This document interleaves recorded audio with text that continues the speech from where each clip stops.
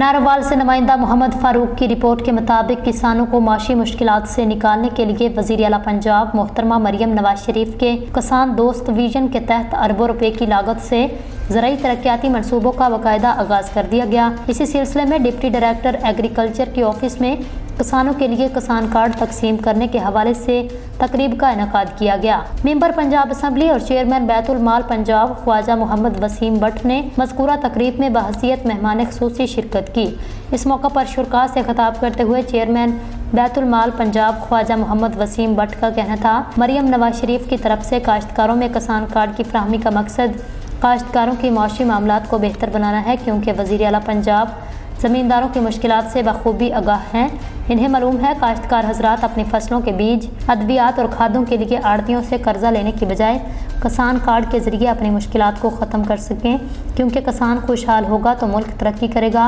तकरीब के दौरान उन्होंने ज़मींदारों में किसान कार्ड भी तकसीम किए। डी ज़राअत Ehsanul Haq Pannu, ADL doctor Muhammad Saeed, DDL Farhan Tokkal, DIO Ehsanul Haq Chaudhary,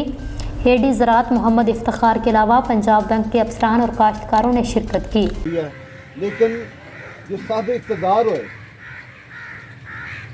जो हुक्मरान होए, उहदा हक हुंदा है कि इस जदों ज़माना मेरा ज़मींदार टिस लिया या साडे मुल्क की रीढ़ हड्डी है, उसकी मदद की जाए ताकि वो माशरे च जिंदा रहने के काबिल हो सके। एक कार्ड है, इस कोई भी लिखा था कि मुस्लिम लीग नून का